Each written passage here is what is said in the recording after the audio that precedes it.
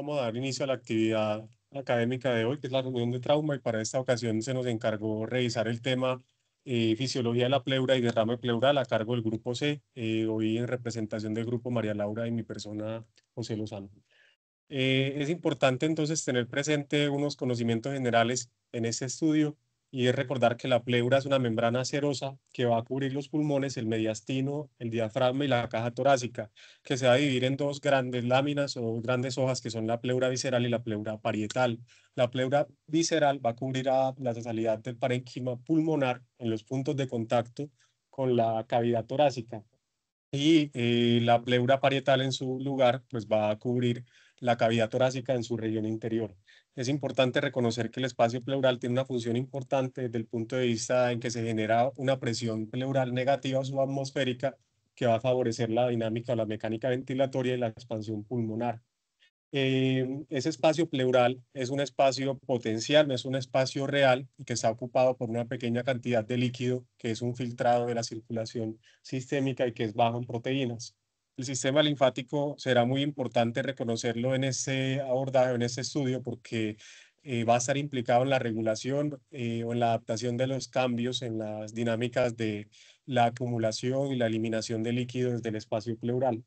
Y será importante reconocer tres aspectos fundamentales que van a llevar a una regulación de esa acumulación de líquido en el espacio pleural, que será la presión subatmosférica, la permeabilidad de las membranas y la capacitancia del espacio. Recordemos entonces un poco la embriología. Hacia la tercera o cuarta semana de gestación, el periodo embrionario, ya teniendo el disco trilaminar conformado por el ectodermo, el endodermo y el mesodermo. Sobre la cuarta semana, el mesodermo dará tres divisiones o tres capas más, que será el mesodermo medial, intermedio y lateral. Y de ese mesodermo lateral se va a desprender la formación de tres capas serosas que nos siguen acompañando hasta el periodo de la adultez, que serán la capa o la membrana pericárdica, la membrana pleural y el saco peritoneal. Acá es importante reconocer entonces que hacia la quinta semana ya están conformadas una cavidad pericárdica y una cavidad peritoneal que van a estar comunicadas a través de unos canales pleurales y unos canales pericardio-peritoneales que se van a obliterar hacia la sexta, séptima semana y con el brote pues, pulmonar a ambos lados, ese espacio se va a obliterar y no habrá más comunicación entre la cavidad pericárdica y la cavidad peritoneal y se va a conservar entonces el saco, la membrana pleural que va a separar a cada uno de los pulmones. En cuanto a la histología, es importante reconocer entonces que las dos capas tienen diferencias, siendo la capa de la pleura visceral, tener, pues va a estar conformada por cinco capas. La primera las células, son las células mesoteliales, seguido una capa de tejido laxo, continuada por una capa de tejido de elástico y finalmente terminaría con una capa de tejido intersticial y unas fibras elásticas, mientras que la pleura parietal va a tener solo una capa de células mesoteliales y una capa de tejido fibroelástico, y a diferencia de la pleura visceral va a contar con unos orificios en la membrana que se llaman estomas, y esos estomas van a permitir un drenaje de líquido hacia el sistema linfático, como lo vamos a revisar hacia adelante. La disposición entonces de la pleura parietal va a estar en todo el interior de la cavidad o va a tapizar todo el interior de la cavidad torácica. Hacia superior, hacia cervical, se extiende 2 a 3 centímetros por encima, haciendo la pleura cervical en la cúpula, formando la cúpula pulmonar. Hacia inferior, hacia anterior, perdón, hasta la sexta o séptima costilla y hacia posterior hasta la duodécima costilla. Esta pleura parietal se va a unir con la pleura visceral en una zona que es el ligamento triangular o el ligamento pulmonar, y va a ser pues una zona de interfase. Acá hablamos entonces, bueno, es importante recordar también que esa pleura parietal va a tener tres disposiciones grandes. Una va a ser la pleura costal, que va a ser todo este marco grande, la pleura mediastínica hacia la región medial y la pleura diafragmática cubriendo la región o la porción torácica del diafragma.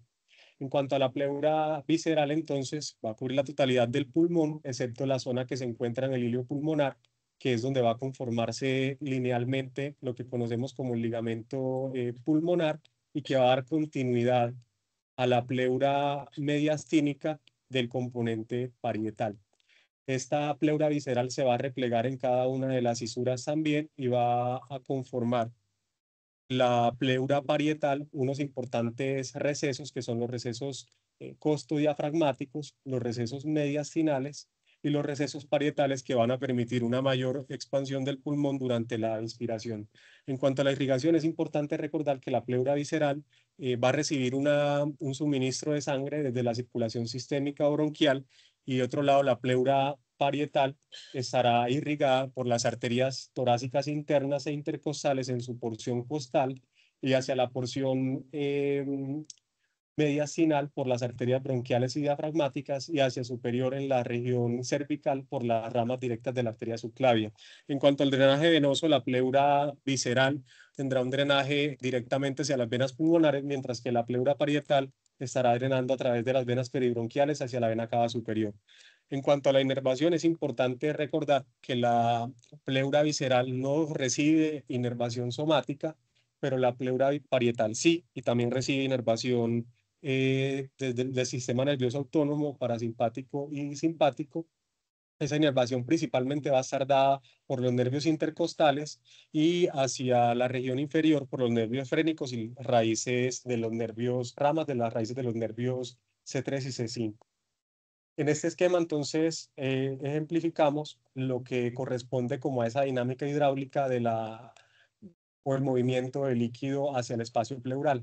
Del lado derecho o el lado izquierdo de la pantalla, entonces podemos observar que ese sería el espacio de la pleura visceral, que normalmente va a generar un trasudado desde el pulmón hacia el espacio pulmonar, hacia el espacio pleural, perdón, y en contraposición, en la pleura parietal vamos a encontrar los estomas, que son orificios muy pequeños de hasta 12 micras de diámetro, que van a permitir hacer el drenaje o la eliminación del líquido. En cuanto al drenaje linfático, entonces recordar que la disposición es hacia anterior en los ganglios paraesternales, más profundo y drenando la región posterior de la pleura parietal hacia los ganglios periaórticos y hacia inferior la disposición de los ganglios diafragmáticos e incluso hacia la cavidad abdominal con los ganglios celíacos. Estos grupos ganglionares van a drenar cada uno hacia el conducto torácico y hacia el conducto linfático derecho, que a su vez van a derivar hacia la confluencia yugulo-subclavia de cada lado. En cuanto a la fisiología del espacio pleural, como lo decíamos, la presión pleural obedece a una oposición de fuerzas entre la expansión torácica y la retracción pulmonar por la elasticidad durante la expiración. En condiciones normales, en una inspiración, la presión intrapleural es de menos 15 centímetros de agua y hasta 2 centímetros de agua durante una aspiración. Pero en condiciones forzadas, en una inspiración forzada y en una aspiración prolongada, estos niveles o estos valores se aumentan, se incrementan, siendo hasta menos 60 en la inspiración y hasta más 30 o 30 en la fase de expiración. La tasa de producción de líquido intrapleural normalmente es de 0.5 cc por hora o de 12 cc día en un paciente o una persona de 50 kilos o una tasa de 0.01 cc kilogramo hora. Asimismo, la tasa de eliminación o de absorción de líquido desde el espacio pleural será de 0.20 cc kilogramo por hora. En ese esquema, entonces ya podemos como entender un poco más cómo ocurren esos gradientes de presión y cuáles serán los vectores en los que se va a movilizar el líquido. Entonces, de este lado tenemos la pared torácica y el sistema, pues la circulación capilar, y vamos a tener dos fuerzas que se van a oponer. Una es la fuerza coloidosmótica y la otra fuerza es la fuerza o la presión hidrostática. En el capilar, entonces, va a tener una presión coloidosmótica de 34 centímetros de agua y hacia el espacio pleural será de menos 8 centímetros de agua. En esta sumatoria de vectores, el resultado será de 26, y la dirección será desde el espacio pleural hacia la pared torácica o hacia el capilar. Y en este sentido, entonces, va a intentar devolverse el líquido desde el espacio pleural hacia el sistema capilar. pero se opone esa otra fuerza o esa otro gradiente que es la presión hidrostática. En el capilar bronquial, entonces, en el capilar, perdón, es sistémico, hablamos de una presión de 30 centímetros de agua, mientras que en el espacio pleural es de 5 centímetros de agua. Esa sumatoria de vectores nos da un valor positivo de 35 centímetros de agua, lo que va a generar un desplazamiento desde afuera hacia adentro que va a ser mucho mayor que el gradiente anterior.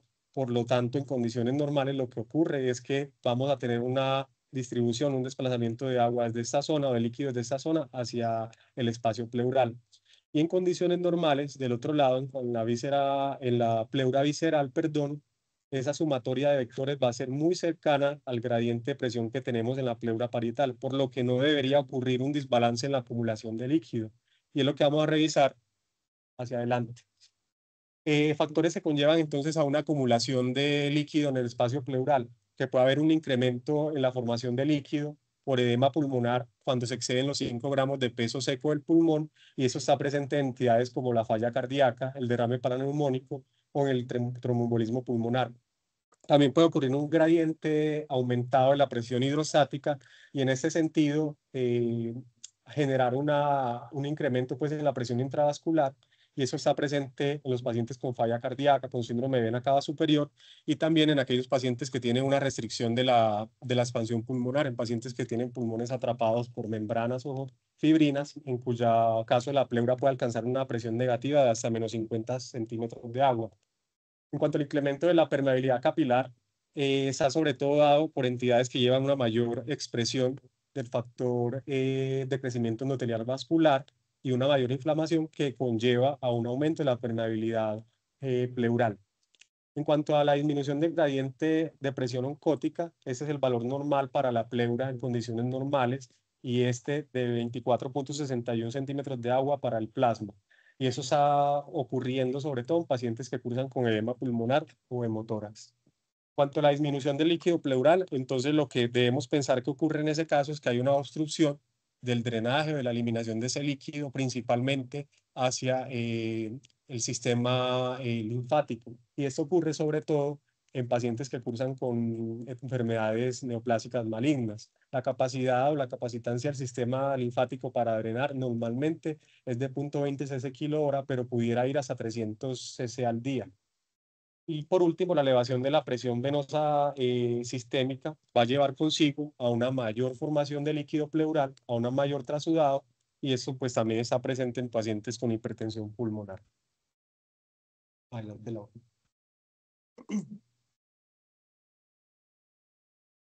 Bueno, entonces para empezar a hablar de derrame pleural, tenemos un caso clínico, ¿cierto? Se trata de un paciente de 65 años que no tiene antecedentes de importancia, que consulta a la institución donde ustedes trabajan por un cuadro clínico de 15 días de evolución, de dolor torácico, asociado a síntomas respiratorios como son tos, dificultad respiratoria, taxipnea y fiebre. Entonces ustedes sospechan que tiene una neumonía, deciden iniciar manejo antibiótico empírico y solicitar una radiografía de tórax para descartar complicaciones. ¿Quién quiere salir a leer la radiografía? La idea es que sea como interactivo para que podamos, pues como esta hora es más difícil para que nadie se duerma, ni nada. ¿Alguna? Sí, salto. Si quieres, párate acá. Lo ideal es que hagamos una lectura como sistemática. Pero- La radiografía está un poquito fea, pero por la calidad. Exacto. Pero pues yo diría que una radiografía que está centrada, no sé por la imagen, ok, pero cualquier persona que tenga para no caer algunos postales, pero pues están. Está pues, eso viene inspirada, como que yo cuento que hay como de 8 años de algunos postales, suponiendo pues que tuviera nombre, me imagino que correspondería con el paciente y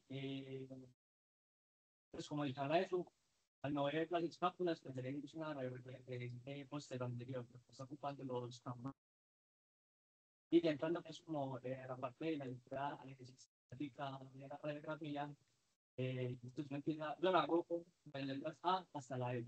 Entonces empiezo por la A, que es la vía aérea, y en ese caso, pues no veo porque en la parte esté desviada sin ninguno de los lados, pues, pienso que tenga una tendencia o algo por el estilo. Después voy hacia eh, la letra B. Básicamente ahí lo que busco es que en parte pues, de los huesos no haya medidas líticas ni elásticas, que no es pues, como el caso del paciente. Después voy a meter con la parte cardiovascular, entonces veo cómo está la libreta cardíaca. En este caso, pues por ser una radiografía bastante, podría ver el tránsito si es necesario. Y aparte de eso, se ve el botón cardíaco y cómo está pues la parte y alcanzar hasta la presión superior izquierda de la palma. Después de eso, voy a la letra D, que son los diafragmas, entonces ahí miro que no estén aplanados, miro que se pueda pues, como diferenciar hacia el lado derecho de la radiografía personal, realmente como a ver mucho el diafragma por la cosa que hay ahí, por esta imagen radio lúcida, pero hacia el otro lado, del lado izquierdo, que alcanza a ver que ahí está el diafragma, no está aplanado, y alcanza como a ver eso. Ya se tiene la letra E, que son como los bordes. Veo que el espacio, pues el preborde, pues del lado derecho, de recuento derecho, esto está pues, como borrado. Entonces, tendría pues, que ahí puede haber como un derrame, y veo que hacia el otro lado pues, está conservado. Y finalmente, pues ya la letra F miraría como los campos, y veo pues que también no se alcanza a ver como bien, pero sí, se alcanza a ver que es como mucho de eso.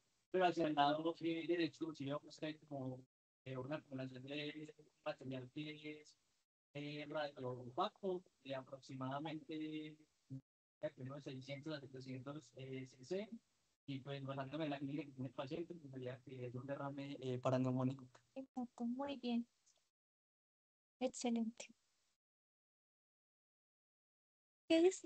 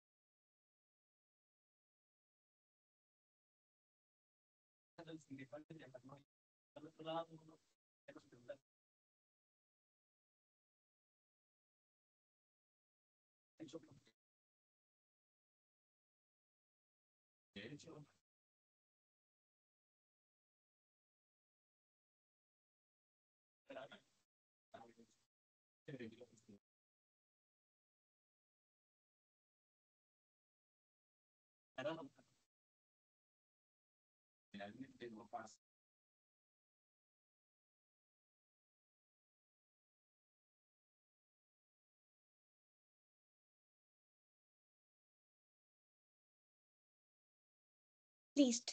Entonces, ¿qué es el derrame pleural? Pues es la acumulación anormal de líquido en el espacio pleural y estado, pues ya José nos explicó, por una alteración en el equilibrio entre la producción y la absorción de líquido pleural, ¿cierto? Ya sea por un aumento de la presión hidrostática, disminución de la presión oncótica, bueno, todos los mecanismos de los que ya hablamos. Las manifestaciones clínicas y hallazgos al examen físico van a depender mucho de la patología que tenga el paciente, ¿cierto? Porque a veces el derrame pleural es un diagnóstico más imagenológico que clínico, ¿cierto? A veces el paciente no tiene síntomas y otras veces los síntomas están dados por su patología de base, por ejemplo, una insuficiencia cardíaca o el paciente con pancreatitis que hace derrame pleural por sobrecarga hídrica o por tercer espacio, ¿cierto? O en el caso de nuestro paciente que tiene una clínica de una infección respiratoria asociada ya al hallazgo en la radiología del derrame pleural, ¿cierto? También podemos encontrar dolor de tipo pleurítico, disnea, tos seca, murmullo vesicular disminuido a la auscultación y matidez a la percusión. pero en muchas ocasiones yo hago el diagnóstico por imágenes, ¿cierto? Las imágenes que tengo disponibles son una radiografía de tórax, que es el estudio pues más ampliamente utilizado y que permite identificar derrames de desde los 50 mililitros en la visión lateral, ¿cierto? Porque en la posterior anterior, para que nos borre el ángulo costofrénico, necesitamos un volumen de más o menos 200-250 mililitros. La ultrasonografía tiene la ventaja de que la puedo usar en el paciente crítico y que también me permite ver derrames más pequeños de 50 mililitros, que sería algo que no me permitiría la radiografía. Y la TAC de tórax nos permite evaluar, digamos, si ese derrame está tabicado o tiene complicaciones o tal vez estamos ante un compromiso neoplásico o infiltrativo de la pleura, ¿cierto? Cuando le aplicamos contraste también nos permite identificar si estamos ante un empiema. Entonces, cuando ya tenemos el hallazgo de un derrame pleural, ¿cuándo decidimos estudiar ese derrame, cierto? Generalmente cuando nosotros no sabemos la causa del derrame. Si por ejemplo tenemos un paciente que tiene toda la clínica de una falla cardíaca y le encontramos un derrame, pues hacemos el tratamiento basados en la premisa de que muy probablemente ese derrame es por su falla cardíaca. Pero si yo no tengo claro o estoy sospechando que haya alguna complicación, debo hacer el estudio. ¿Cómo hago el estudio? Le realizo una toracentesis. En la toracentesis, pues vamos a hacer un análisis del líquido pleural. El líquido pleural nos puede dar muchísima información, ¿cierto? La sola parte macroscópica ya nos hace el diagnóstico. Si yo tengo pus, pues voy a tener un empiema, que es la acumulación de pus en el espacio pleural, o si tengo sangre, pues ya tendría es un hemotórax, ¿cierto? Y ya están las otras cosas, por ejemplo, citológicos, me sirve para ver si tengo malignidad en ese líquido pleural, ¿cierto? Y bioquímico nos permite ver las características de este líquido pleural y decidir si es un exudado o un transudado. Y vamos a ver que eso para nosotros es muy importante porque nos determina el manejo que le vamos a dar al paciente. Otra cosa importante son los estudios microbiológicos que le vamos a realizar al paciente. Porque ahorita vamos a ver que en el caso de los derrames paraneumónicos, estos pueden ser complicados o no, dependiendo de la presencia del microorganismo. En la parte bioquímica, lo que yo hago es analizar la glucosa, el pH, ¿cierto? Que eso también me habla de pronóstico.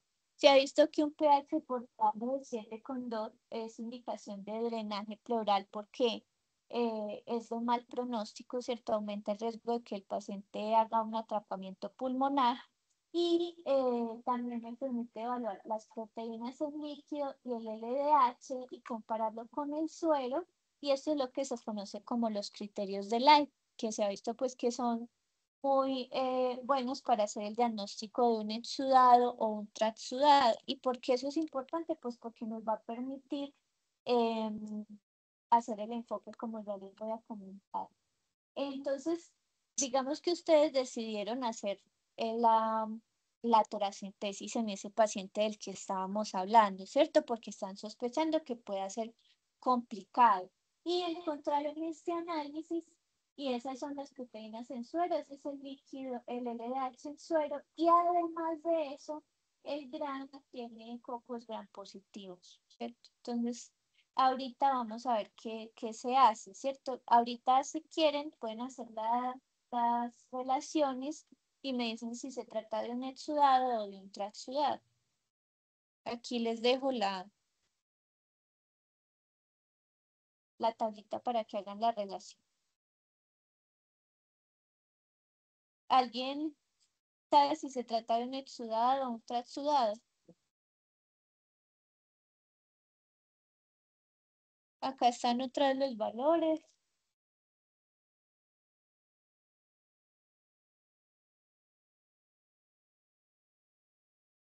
Y esa es la relación que hay que hacer.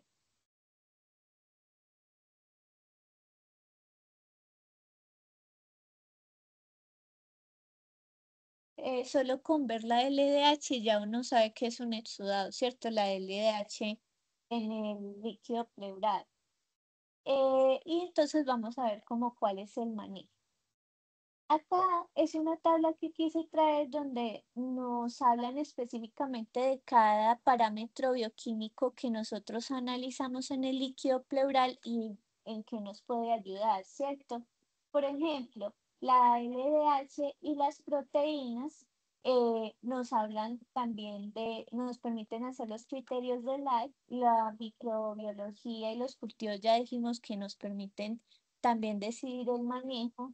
La citología también nos permite, el recuento de células nos permite, por ejemplo, en el derrame pleural maligno, ver si es un derrame pleural únicamente como reactivo inflamatorio o si ya hay compromiso oncológico ahí. El pH también nos habla de pronóstico, ¿cierto? La glucosa, que también si está elevada, nos permite sospechar otro tipo de enfermedades. También puedo hacerle muestras de PCR para Mycobacterium tuberculosis, que eso, pues la enfermedad pleural por micobacterias también se cuenta en nuestro medio. Si tengo colesterol y triglicéridos elevados, debo pensar en un kilotórax. O en los pacientes que tienen pancreatitis y hacen derrame pleural, podemos encontrar la milasa elevada también. Y el hematocrito en los casos pues de motórax. Entonces, como les decía, las causas de transudado suelen ser más que todo por el aumento, como José nos explicaba, de la presión hidrostática, ¿cierto? El aumento de la presión capilar y suelen resolver con manejo médico. Entonces, no es como de lo que vamos a hablar ahora. Pero las causas del sudado, pues las causas más frecuentes son y están más relacionadas con el drenaje linfático, la malignidad y la neumonía, que es de lo que vamos a hablar ahora, ¿cierto? Que son las que nos interesan, digamos, en la parte quirúrgica. Pues hay muchas más causas, pero esas son las más frecuentes y en las que queremos hacer como énfasis. Entonces, cuando yo ya tengo claro que tengo un paciente con un exudado, ¿cierto? Tengo que ver, si es empiema, el manejo va a ser quirúrgico indudablemente, ¿cierto? Pero si es un derrame paraneumónico, entonces yo tengo que definir, ¿tengo un derrame paraneumónico complicado o no complicado, ¿cierto? No complicado es cuando tengo líquido libre sin microorganismos y en teoría eso es un líquido inflamatorio, reactivo y cuando yo le trate la neumonía al paciente, eso debería resolver, ¿cierto? Entonces solo le doy antibiótico. Pero si tengo un derrame complicado, es decir, que tenga un pH menor a 7,2, glucosa baja y que yo encuentre microorganismos, como era el caso de nuestro paciente que le estaban creciendo cocos gram positivos, ese paciente sí o sí tiene que tener su drenaje además del antibiótico, ¿sí? Entonces, el paciente, pues ustedes le hicieron el drenaje, le pusieron el antibiótico, pero evolucionó rápidamente. Tiene elevación de reactantes de fase aguda, persiste con la fiebre y dificultad respiratoria. Entonces ustedes están pensando que hay otra complicación y deciden solicitar, en este caso, una ecografía que también nos sirve para definir si el derrame pues es complicado o no. Con ese hallazgo de la ecografía, que son pues como esos tabiques, ustedes ya decidirían entonces hacer la intervención, ¿cierto? Entonces, el empiema y los derrames, pues, fabricados necesitan una intervención quirúrgica. Hay incluso scores que plantean, como el Rapid Score, la posibilidad de hacer esta intervención mucho más temprano, ¿sí? Porque se ha visto que estos parámetros cuando están, pues, aumentan el riesgo de que el manejo conservador solo con el drenaje y el antibiótico no funcione. Entonces, lo que se propone es hacer tempranamente la cirugía pues, de corticación, drenaje del líquido pleural para mejorar el desenlace del paciente. Lo que se hace, pues lo que se hace en la actualidad ya es una toracoscopia, ¿cierto? Ya lo ideal es que no tengamos que hacer toracotomías para hacer un drenaje y una decorticación. Lo que hacemos es que ponemos al paciente en decúbito lateral y el cirujano se hace a espaldas del paciente, pone la cámara al frente y pone 3 puertos usualmente. El puerto de la cámara debe ir idealmente entre el sexto y séptimo espacio intercostal, porque eso le va a permitir pues como eh, digamos que evaluar bien el hilo y las estructuras. Y ya para hacer la triangulación, lo ideal es poner los trócares entre el quinto y el sexto espacio intercostal en las líneas axilares anterior y posterior. Y con eso lo que yo voy a hacer es el drenaje de ese líquido. Lógicamente siempre voy a tomar cultivo, ¿cierto? Para direccionar la terapia. Y también la decorticación, lo que es la decorticación es quitar esas membranas que se ven en esta foto y que son las que van a generar la fibrosis y el atrapamiento del pulmón. Entonces, por eso es que se hace esta cirugía. Y ya lo otro de lo que queríamos hablar es como de las ofertas quirúrgicas que tendríamos en el caso de derrame pleural maligno, ¿cierto?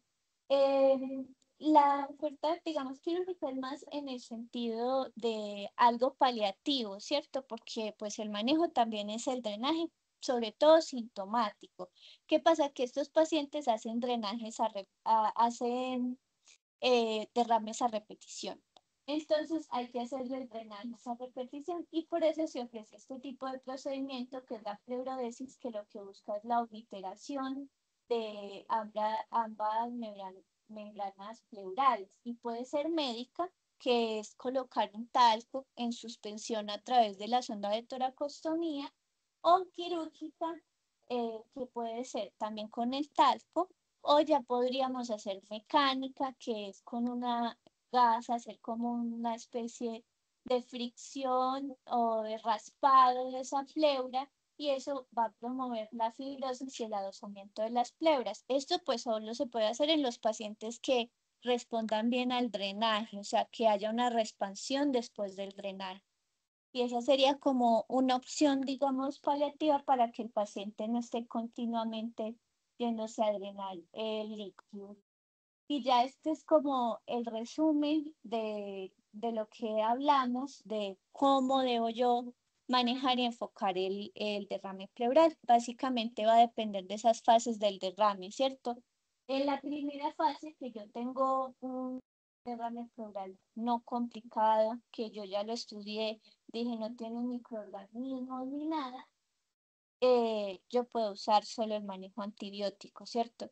Ya en la segunda fase, cuando yo ya tengo el derrame pleural complicado con antibiótico, que yo sé que tiene un pH menor a 7,2, que tiene también microorganismos, debo hacer el drenaje, ¿cierto? Además del antibiótico. Y cuando ya está organizada, definitivamente la opción debe ser quirúrgica, es decir, debo programar al paciente para cirugía. Gracias.